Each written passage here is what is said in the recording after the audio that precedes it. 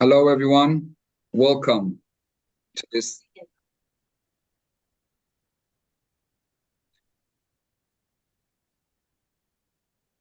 Hello, everyone.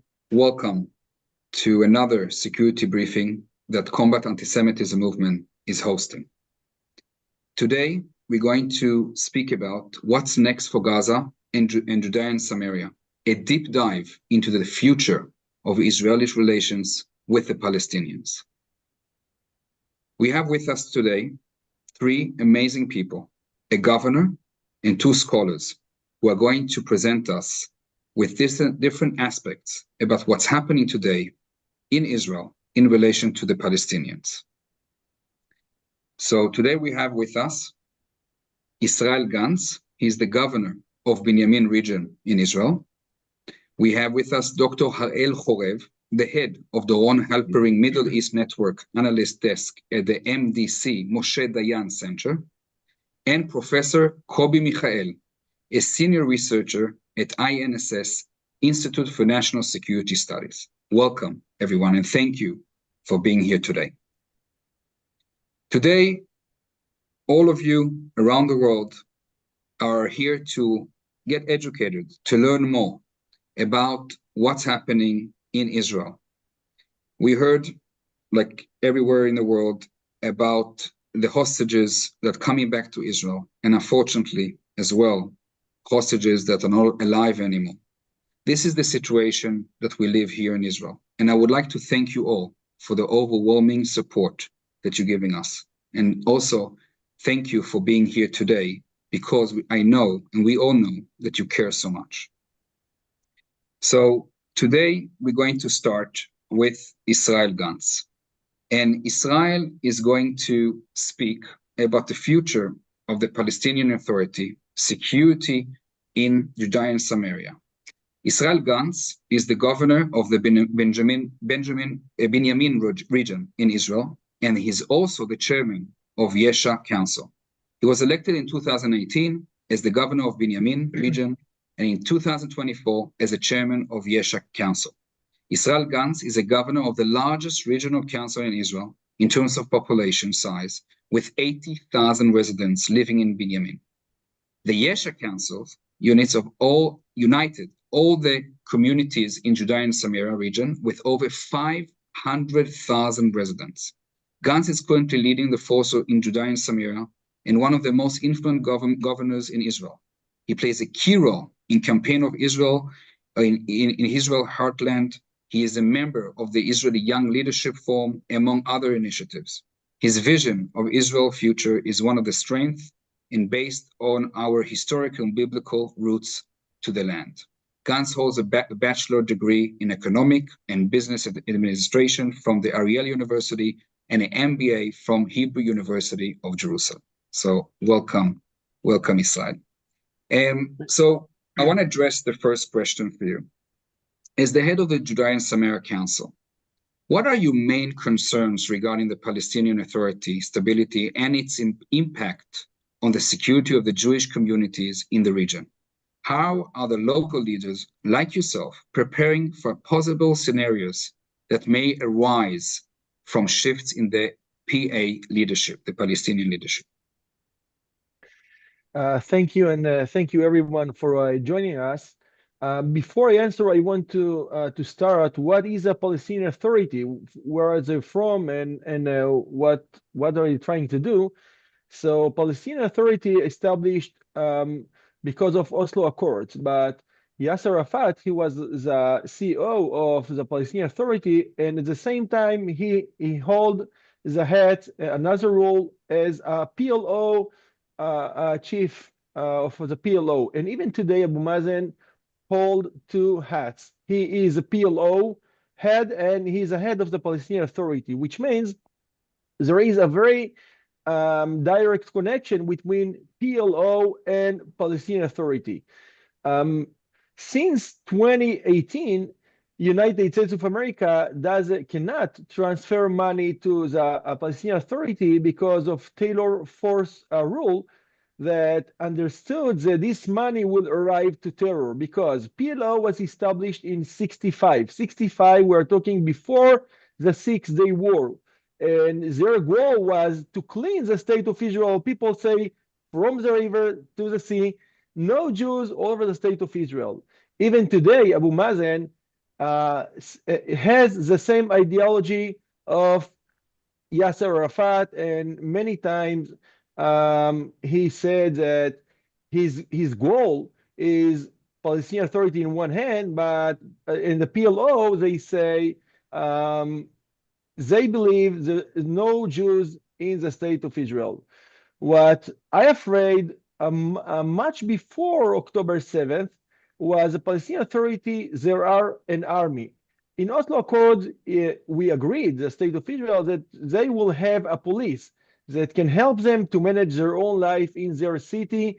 It's called Area A, where they have their own, they vote for their own mayors, governors, and they have to run their municipalities. In fact, what people call Palestinian Authority police, it's not a police in an army. Why do I say that? Because many of them train in Afghanistan. We can share many videos. They train to take over neighborhoods. They have like RPGs. They have machine guns. I never saw a policeman with a machine gun in the street. And when we see a bulletproof and armed car, vehicles driving, what I afraid it's about that October 7th will be the same all over the state of Israel. And I can share with you right now a poll that we made last week, and more than 80% of the people in Israel, all over the state of Israel, think that October 7th can be again in their places. And we are talking about Tel Aviv, we are talking about Jerusalem, we're talking north, and we're talking south. And the main reason is because we have thousands of soldiers. Governor is right. So you mean that October 7th can also happen in the Judea and Samaria area? So not just what happened. No. What I think we have to understand, Judea and Samaria is running south to north for almost I will say the main distance for the state of Israel. From Beersheba to Afula, you can see Judea and Samaria east, and the rest of the entire state of Israel west. And what people are afraid that the terrorists that come from Judea and Samaria will attack exactly like they did south in Ofakim, in Be'eri. I'm sure that you all familiar with the name. They can do the same in Tel Aviv and Modi'in and Netanya and Kfar Saba and Afula. And the reason is because we share, I would say, Judea and Samaria and the entire state of Israel are very, very connected. In part of the places we have a small fence that can be. We saw what happens to the fences in 7th of October. So today, more than 80% of the people of Israel are afraid that it will be here. So when I know that the Palestinian Authority for years, and it's untable, they sponsor terrorists. Everyone that murdered Jews got a salary for him and for his family from the Palestinian Authority for years. They give money to the terrorists in prison to make shopping. After we killed Yahya Sinwar, they all have a meeting of mourner because they feel they are very, very connected. I want to remind, after we evacuated Gaza Strip, so the Palestinian Authority holds the government there. It took only 8 months to Hamas to take over the government in the election. In the Palestinian Authority, they didn't have an election for almost 20 years. The reason is that United States of America and the State of Israel suggested Abu Mazen don't make an election, because in any case of election, Hamas will take over the governmency in Judea and Samaria, which means most of the population in Judea and Samaria support Hamas. And what I care, how can we stay strong in our communities, but not only in our communities, but all the state of Israel, and protect ourselves from our enemies in Judea and Samaria. So, we all know Abu Mazen, the leader of, the Palestinian Authority. and he's getting old, and we know that there will be a shift of a new leader. Are we prepared for this? Because sometimes it's better to know who are you standing, against or with, and do we know who will come next? Are you prepared as a governor to this shift? So I want to make it clear. Today, it's very clear that Iran control and has a relationship with the terror in Judea and Samaria. It's not individual terror. It's led by Iran. So what I care about, it's not only what will be the day after Abu Mazen, but what will be when Iran tell their people, guys, go and attack. What we do, we have very trained first respond team in every town that we have. I think we are the only councils in all over the world that the children driving as a school bus is a bulletproof bus. All our school buses are bulletproof because we understand that those children, little children, can be a target for those cruel terrorists. This is what we do for on the security side. But what I believe, and we are working hard in the Yesha Council to make it, that Israel has to make a decision and apply sovereignty on Judea and Samaria. And the reason is because if we will have Palestinian state in the center of the state of Israel, which means that Tel Aviv will be Ofakim and Modi'in will be Be'eri or for Gaza. There is the same distance. Missile will flew on daily basis. The only way to prevent that is to say, on the table, we came back after long exile to Judea and Samaria, and this place is a part of the state of Israel. This is the only thing that I believe can prevent a terror state in the center of the state of Israel. We have to understand, most of the biblical stories happen in Judea and Samaria. We have our forefathers' footsteps everywhere in Judea and Samaria. In ancient Shiloh, it's part of my jurisdiction. We found I have to say a visitor that came from abroad last week found a small coin from the second temple that we had in Jerusalem. So everywhere we found our footsteps. We have to make it clear, and I think the terror today try to make us give us and run away from this area, and we have to say, this is our state, we will stay forever, and this is part of the state of Israel, and the only way is apply Israeli sovereignty on these areas, over these areas. So, Governor Gantz, I have another question, but I got a question from the audience who's asking. I would like to ask you, do you have, as a governor of Binyamin region, do you have any discussion? Are you speaking something with the Palestinian Authority? Is it any communication between you two? Yes and no. I will say with a no.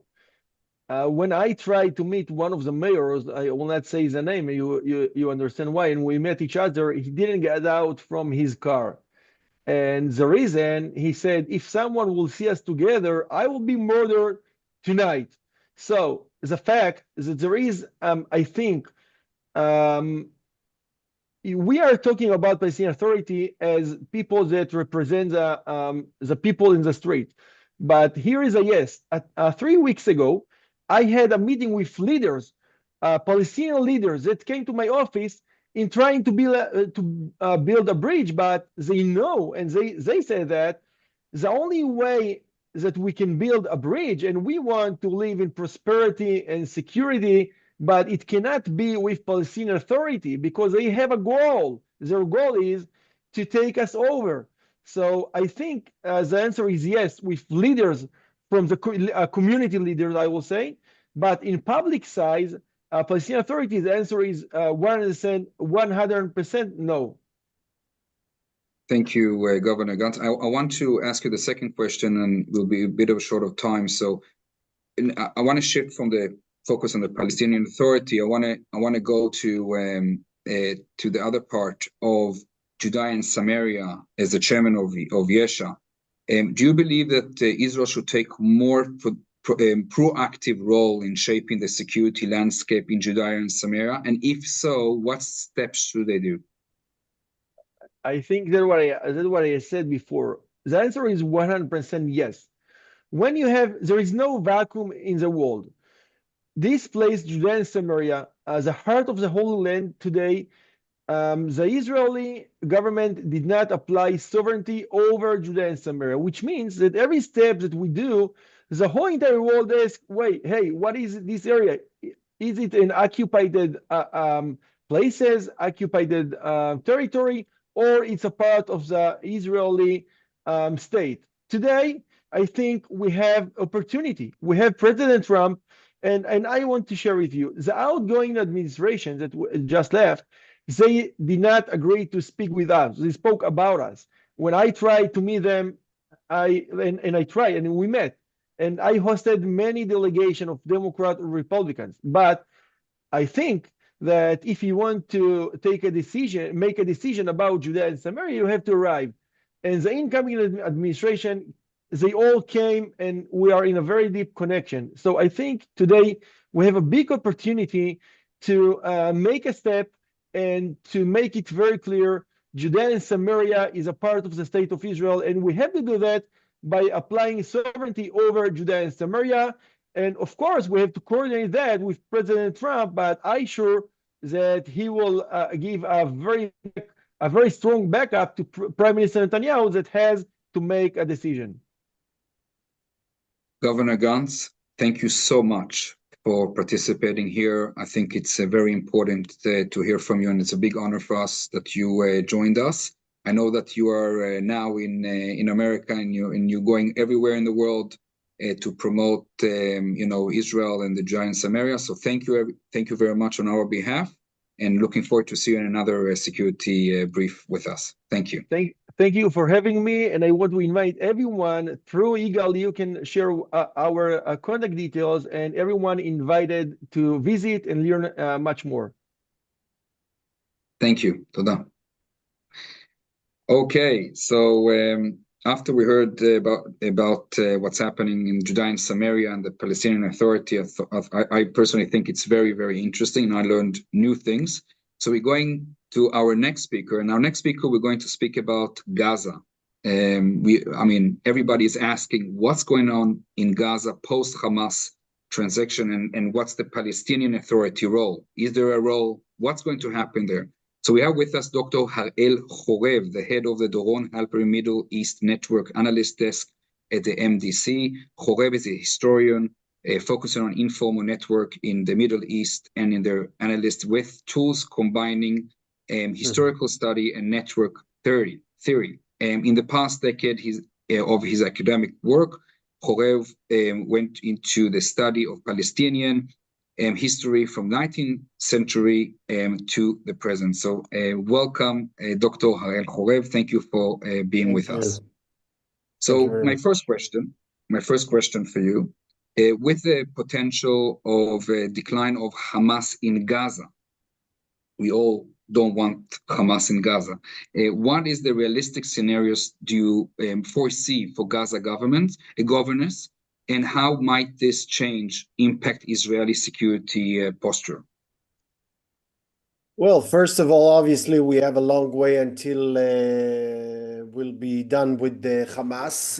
We all aware of what is going on at the moment, and the hostages deal is obviously keeping us from concluding this whole war. I want to say that because I think it will come up anyway, that the hostages were the main consideration that kept us from concluding this war far before. I'm talking about it all the time, and sometimes, particularly people from abroad, don't understand that, we're fighting for 15 months, or 10 months out of those 15 really fighting. And the IDF reached what we can call an operational freedom around the Gaza Strip and any battalion can go within few hours, to cross the strip even today, and to reach to the shore. And this is because of the hard work that the IDF did there for those 15 months. However, we didn't attack 30% out of the Gaza Strip, 30%, because of the hostages, because we knew that they're keeping hostages in the central camps, which is a huge area. Just check on the map, you'll see it consists something like 28% or so of the Gaza Strip. It's a very big area.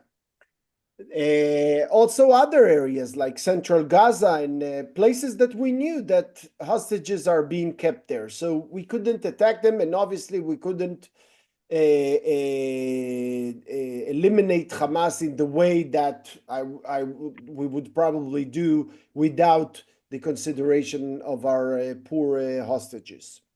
So let's see how it will all be done. But I think that at the moment, Israel has two leverages on Hamas.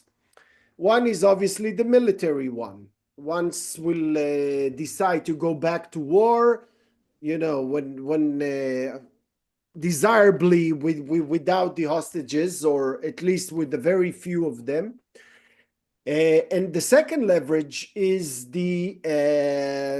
what the Gaza Strip and Hamas particularly need for reconstruction, all the resources for reconstruction, which is a pretty strong leverage, because even the donor country, let alone Israel, that won't let anything go in, okay, cement, iron, whatever. But even the donor country, like Saudi Arabia or Emirates, are not willing to put a dime there. I mean, in concrete and iron. I'm not talking about food and water, which is humanitarian. Without Hamas leaving power.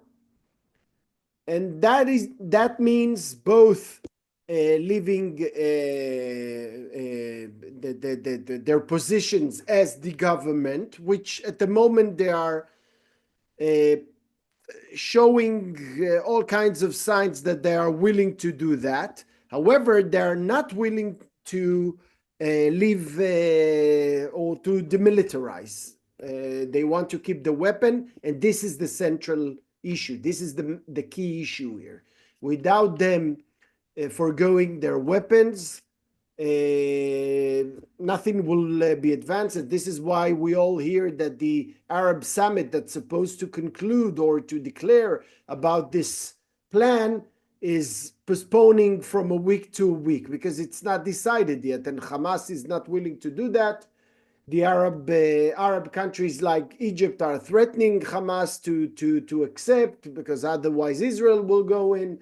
So these are basically the two scenarios that I see. I don't think anyone in Israel today, despite of the paramount importance of the hostages issue, I don't see anyone in Israel willing to give Hamas the opportunity to rebuild itself as a terror army. Now, speaking about the future, which is still a very theoretical one, I think the most realistic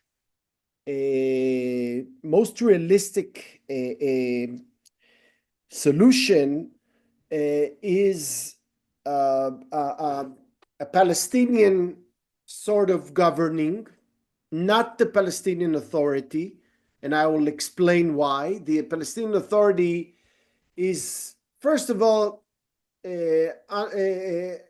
doesn't enjoy any legitimacy in the Gaza Strip. Okay, they are West Bankers in their view, and the local, regional point of view is very important here. Dr. I just want to mention that on that point, but I see in the media, I'm not sure if it's true, not everything that we see in the media is true, but we see an interest from the Palestinian Authority that they do want to take control in Gaza, and I don't know in which way. So is that taken seriously, or is it just for the show? No, I think it is taken seriously. As one of the composers of the Day After report, which today is probably the most, I don't know, accepted in the government circles, I think that we cannot really avoid a short term of martial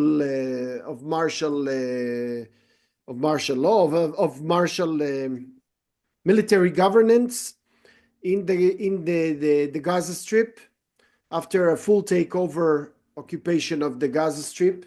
We just can't skip this phase. You know, nobody wants to rule, nobody wants to put soldiers there. But you know, in history, I don't remember any kind of a similar situation where occupiers could just jump from point A to point D. It's just impossible. Even the British, when they occupied Palestine in 1918, they had a short phase of military government. It's just a necessary phase that we need to go through. And then after things will be stabilized, to give the civil managing of the strip to local elements, desirably without Hamas activists, but maybe with some that were somehow involved in this infrastructure. But a local Palestinian one, it's not a perfect solution. We have to say that it's not a perfect solution, but there's no perfect in this situation, and this is probably the lesser problematic solution. Above it, some sort of an umbrella or overarching, I would say, supervision of international and Arab countries like we see today. This is something that we already see now with this Arab summit. They want to be involved. They want to donate money. They want to be involved. That is okay with us. It has other implications, by the way, as contributing to a process of de-radicalization in the Gaza Strip, which is necessary. You know, in Israel, we hear all kinds of commentators saying it's a fantasy. These people didn't learn history, simply. That's, I want to say it loud and clear. De-radicalization is something, it's a process that we see in many, many places, including in the Arab and Muslim world. And it's necessary. It's necessary here. And of course, in terms of security, it should stay in the hands of Israel. I mean, and security, I don't speak about policing forces, okay? I'm talking about serious threats or preempting serious threats and the overarching, supervision of the Gaza Strip, security in the hands of the IDF and no one else. No one else. There is a question, and I want to maybe finish with that question, is from the audience that we have. We hear President Trump has a lot of statements regarding the day after what's going to happen in Gaza. Do you think that we will see American forces in Gaza in the future, security, or what is your vision about America involved in Gaza? I don't think that we will see boots on the ground, American boots on the ground in that sense. I think it's and I think President Trump as well emphasized it. He said that we will not send soldiers, and particularly not this government that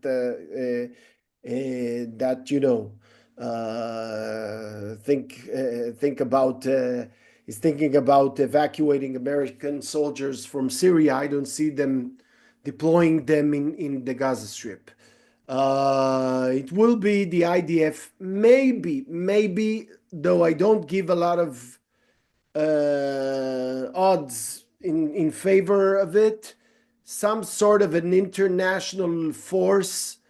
But really, and I think Kobe, my friend here, will agree with me. I don't see it happening. Actually, truly, I trust only the IDF in that sense. Dr. Ariel Chorev, I want really to thank you for the insight. It's a really, I would like to hear from everyone more and more, and I'm sure all the audience wants to hear this because it's so interesting, and every day things are changing, exactly like you said. And so thank you for this, and I'm sure people can reach you if they have more questions. So thank you very much, and thank you very much for joining us. Thank you. Okay, so we are moving to our last speaker today, and he's going to speak about the regional security risk that we have in Israel. This is Professor Kobi Michael, a senior researcher at INSS and visiting professor at the International Center of Policing and Security, University of South Wales, UK. Professor Michael served as a Deputy Director General and the head of the Palestinian desk at the Ministry of Strategic Affairs. Thank you, Professor Kobi Michael, for joining us. Thank you for having me. Thank you. So the first question for you, could instability in the Palestinian territories trigger wider regional consequences, and how should Israel prepare for potential security challenges arising from this development? The short answer is yes, and the long answer is definitely yes. Unfortunately, the Palestinians are traditional, historical destabilizers in any place that they live or used to live. It was in 1954 in Egypt when Arafat and his gang joined the Muslim Brotherhood. By the way, Arafat himself was a Muslim Brotherhood. It continued in Jordan in 1917, Black September. They almost destroyed the Jordanian kingdom, and later on they destroyed Lebanon until they were expelled from Lebanon in September 1982. And they did it in Kuwait when 400,000 Palestinians were hosted by Kuwait, and they made their living there in Kuwait, and they were the first ones to go up on the roofs when Saddam Hussein invaded to Kuwait in August 1990, and all of the 400,000 were expelled from Kuwait later on. And this is exactly what they did in the Palestinian territories under the responsibility of the Palestinian Authority since its establishment in May 94. So they are basically destabilizers, and unfortunately, there are two things that must be said in this regard. The first thing is that historically, the tragedy of the Palestinian people is that their leaders, be it Arafat with the Kafia or Abu Mazen with three parts Western suit, they actually failed to make the necessary transitional process from a national, I would say, terror movement, which is the PLO, to state builders, which is the Palestinian Authority that was established according to the Oslo Agreement. And what they did is to duplicate the political DNA of the PLO to the Palestinian Authority. And unfortunately, since its first beginning, the Palestinian Authority became to be a failed semi-state entity, a very corrupted semi-state entity that was never really interested in building an independent, functioning Palestinian state. The Palestinian leaders, as I said before, be it Arafat or Abu Mazen, were mainly interested, first of all, in sabotaging the Zionist project, the State of Israel. and not to build an independent Palestinian state. Because if they were willing to build an independent functioning Palestinian state, they had at least three historical opportunities. In December 2000, following the Camp David summit, the Clinton perimeters, and then in 2008, the Annapolis process, and in 2014, John Kerry framework. And they rejected all of them. And we don't have to look for too many evidence. We just have to see what happened this week. Okay?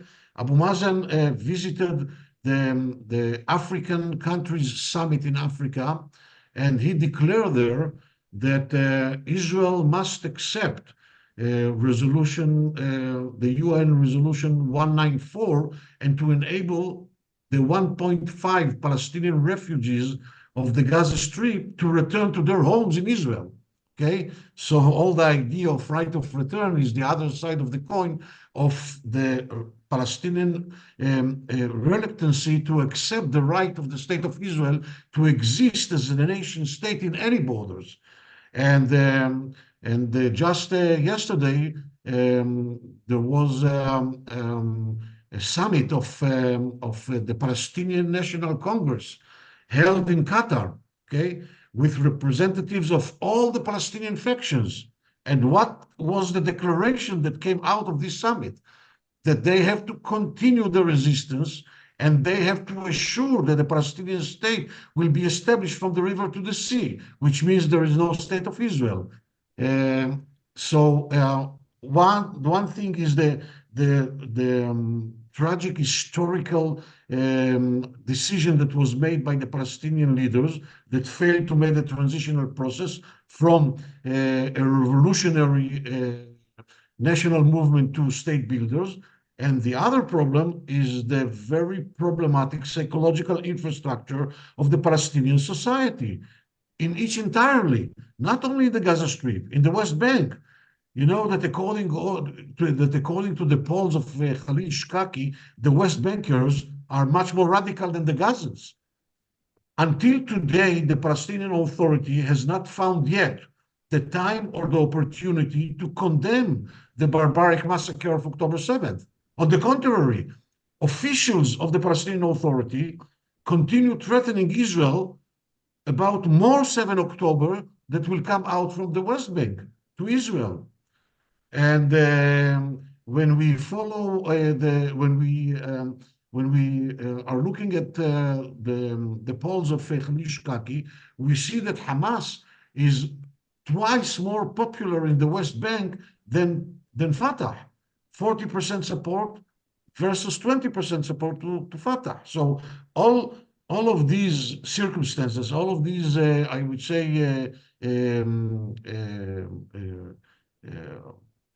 details actually lays the infrastructure of instability.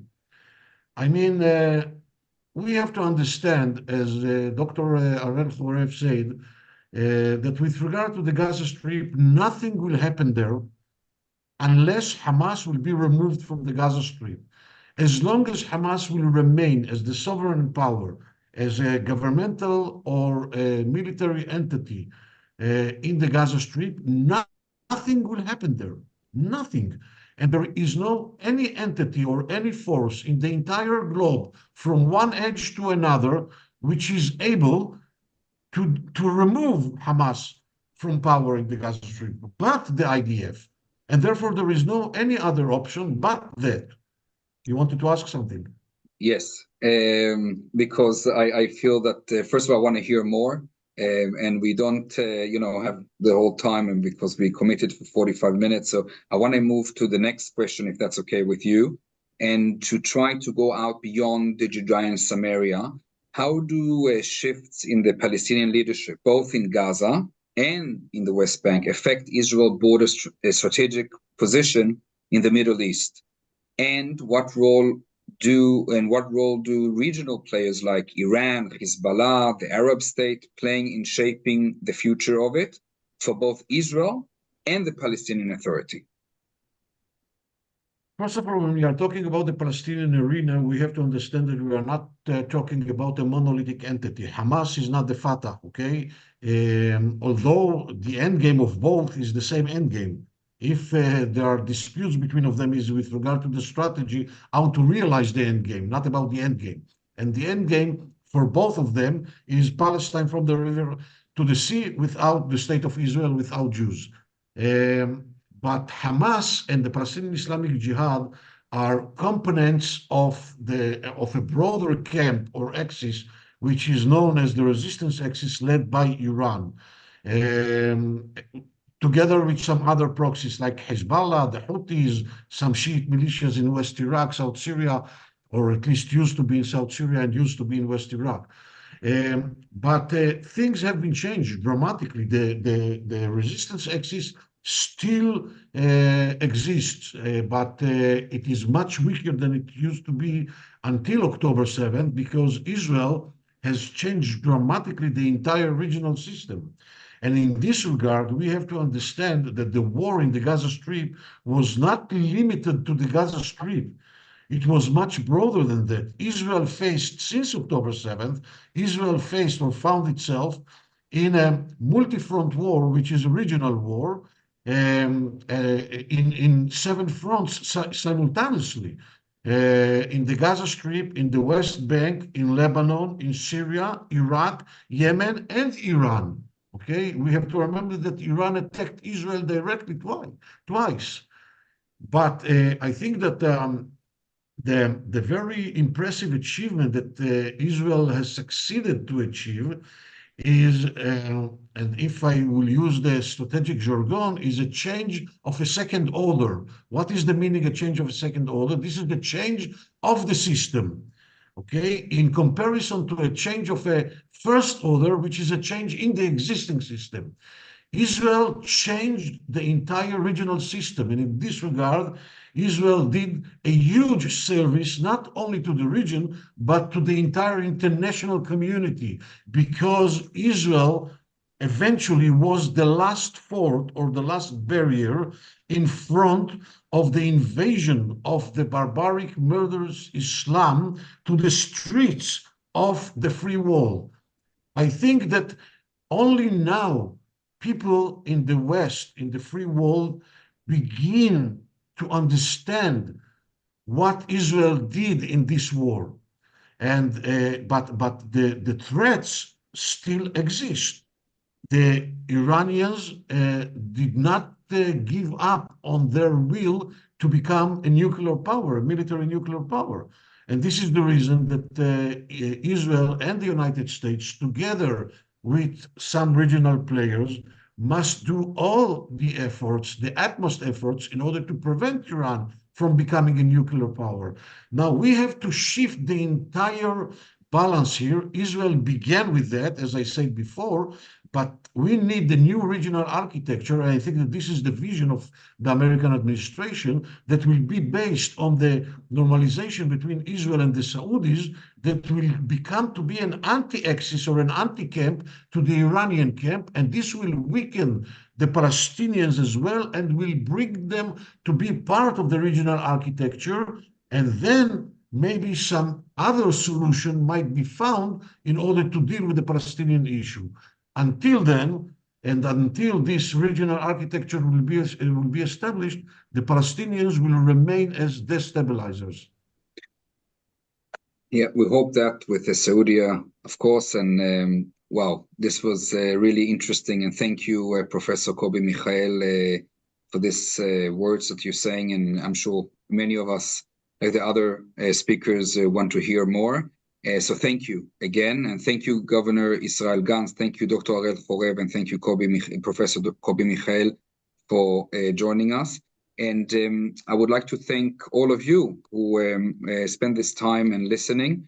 And I want to remind everyone that we still have 73 hostages kept in Gaza, and we need to do everything to get them released. So thank you, and I'm looking forward to see you again in our next security briefing. Thank you.